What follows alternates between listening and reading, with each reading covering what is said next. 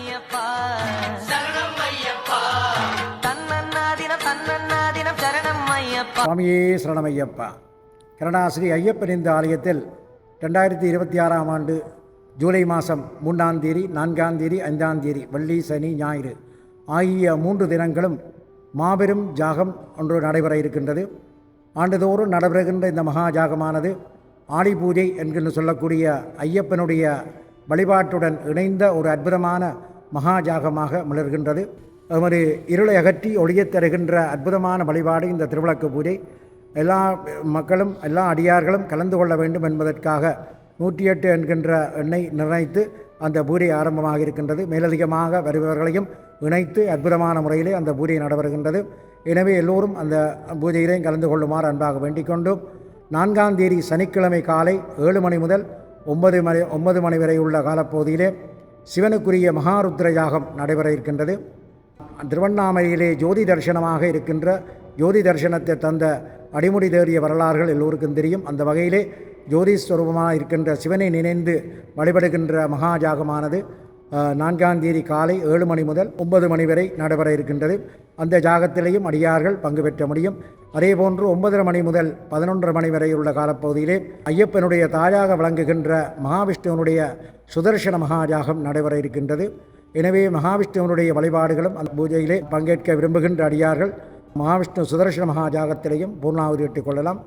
அன்று மாலை, அதாவது சனிக்கிழமை 4ஆம் தேதி மாலை கடஸ்தாபனம் என்று சொல்லக்கூடிய கும்பத்திலே ஐயப்பனை ஆவாகனம் செய்து அதற்குரிய பூஜைகளுக்குரிய ஆயத்தங்களை செய்கின்ற கடஸ்தாபன வைபவம் நடைபெற்று ஜாக குண்டத்துக்கு முன்பாக அமையப்பெற்ற ஜாகசாலையிலே பிரதான கடம் எடுத்து வரப்பட்டு அதற்குரிய பூஜைகள் எல்லாம் நடைபெற்று மற்றும் டாக்டர் சோமாஸ்கந்த குருக்கள் ஐயா அவர்களுடைய நல்லாசையுடனும் இந்த யாகமானது நடைபெறுகின்றது.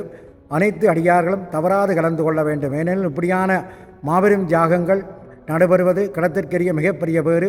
இந்த உலகத்தினுடைய சாந்தியும் சமாதானமும் சுபிட்சமும் ஏற்பட வேண்டும் என்றிற்காக அந்த காலத்திலே அரசர்மார்கள் முனிவர்கள் எல்லாம் இந்த யாகங்களை வளர்த்து பலன் பெற்றிருக்கின்றார்கள். அந்த பலாபலன்கள் இந்த யுகத்திலே முதலாம் கால பூஜைகளானது நடைபெற இருக்கின்றது. 5ஆம் தேதி காலையிலே ஐயப்ப பெருமானுக்குரிய சாஸ்தா மகா ஜாகமானது நடைபெற இருக்கின்றது. ஜாகம் என்று சொன்னாலே எமது வாழ்விலே சுபிட்சத்தை தரக்கூடியது, இருளை அகற்றக்கூடியது. மனவேதனைகள், துன்பங்கள், துயரங்கள் எதுவாக இருந்தாலும் அவைகளையெல்லாம் நீக்கி பேராற்றலை தரக்கூடியது. ஜோதிக்கு உருவம் இருக்கிறது, ஆனால் அது திடமான பொருள் அல்ல. அதே போன்று தான் இறைவன் ஜோதி வடிவமாக காட்சி கொடுத்து அதனை பார்க்க முடியும், உணர முடியும். ஆனால் அப்படித்தான் இறைவனும் அதேபோன்று அந்த மகா ஜோதியிலே மகா அக்னி குண்டத்திலே ஐயப்பனை ஆவாகனம் செய்து ஐயப்பனுக்குரிய காயத்ரி மந்திரம் மற்றும் மூலமந்திரம் பதமந்திரங்கள் எல்லாம் சொல்லப்பட்டு ருத்ரஜமக பாராயணங்களுடன் பல அந்தன சிவாச்சாரியர்கள் கலந்து கொள்ளக்கூடியதாக பிள்ளையார்பட்டி பிச்சை சிவாச்சாரியர் அவருடைய மாணவன் பரணி குருக்களுடைய அனுசரணையுடனும் ஆலய குருமார்களுடைய அனுசரணையுடனும் புலம்பெயர்ந்த மண்ணிலே ஐயப்பன் ஆலயத்திலே இங்கே எமது ஆலயத்தினுடைய அந்த பூமியானது அஸ்வம் என்று சொல்லக்கூடிய குதிரைகள் எல்லாம் வளர்க்கப்பட்ட இந்த விவசாய நிலங்களாக அமையப்பெற்ற ஒரு இடத்திலே ராஜகோபுரத்துக்கு முன்பாக மாபெரும் ஜாகசாலைகள் ஜாககுண்டங்கள் எல்லாம் அமையப்பெற்று அதிசிறப்பான முறையிலே அதியுத்தமமான முறையிலே இந்த மகா ஜாகம் நடைபெறுகின்றது. எல்லோருடைய வாழ்விலும் சுபிட்சமடைய மேன்மை அடைய தவறாது கலந்து கொண்டு மேன்மை பெறுமாறு அன்பு பெறுமாறு அன்பாக அழைத்துக் கொள்கின்றோம். நீங்கள் அந்த மகா ஜாக குண்டத்திலே பூர்ணாவதி இட்டுக் கொள்ளலாம். அந்த பூர்ணாவதி என்பது இறைவனுக்கு சமர்ப்பிக்கின்ற திரவியங்கள், மூலிகை திரவியங்கள். அவைகளெல்லாம் உங்களுடைய பேரிலே இறைவனிடத்திலே கொண்டு சேர்க்கக்கூடிய ஆற்றலை அந்த அக்னி பகவான் பெற்றிருக்கின்றார். நாங்கள் ஒவ்வொரு பொருட்களையும் ஆகுதி இடுகின்ற பொழுது அவைகளையெல்லாம் அக்னி பகவான் ஏற்று கற்பூர ஆளி என்று சொல்லக்கூடிய தேங்காயிலே கற்பூரம் வைத்து ஜாககுண்டத்தை வலம் வந்து உங்கள் எண்ணிய எண்ணங்களையெல்லாம் ஈடேறும் பொருட்டாக அந்த ஜாககுண்டத்திலே அந்த தேங்காய் ஆளியையும் ஒப்படைக்கக்கூடிய பாக்கியத்தை பெற்றவர் அக்னி பகவான். அப்படிப்பட்ட அந்த ஜோதி ரூபமான அக்னியிலே நீங்களும் உங்கள் கைகளினாலே பூர்ணாவதி இட்டுக் கொள்ளலாம். அந்த ஜாக பூஜைகளெல்லாம் பூர்த்தியானவுடன் நீங்கள் கற்பூர ஆளியையும் ஜாககுண்டத்திலே சமர்ப்பித்துக் கொள்ளலாம்.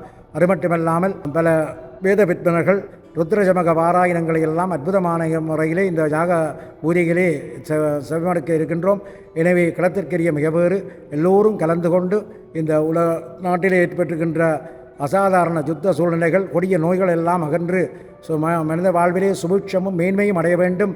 எமது வாழ்விலே ஏற்படக்கூடிய கஷ்ட துன்பங்கள் எல்லாம் நீங்க வேண்டும் என்பதற்காகத்தான் எல்லோரும் தவறாது கலந்து கொண்டு பலம் பெற்றுக் கொள்ளுமாறு அன்பாக வேண்டிக் கொள்கிறோம். ஆலய நிர்வாக சபையினர் உங்கள் அனைவரையும் அன்புடன் அந்த பூஜைகளை கலந்து கொள்ளுமாறு பணிவன்புடன் எல்லோரையும் வேண்டி நிற்கின்றோம். எல்லாம் வல்ல கலியுக வரதனாம் ஐயப்ப பெருமானுடைய அனுக்கிரகமும் திவ்ய அருளும் அனைவருக்கும் கிடைக்க வேண்டும் என்று பிரார்த்தனை செய்து கொள்கிறோம். சுவாமியே சரணமையப்பா. சுவாமி உனை பாடும் உயிர்நாதம் சரணம் ஐயப்பா.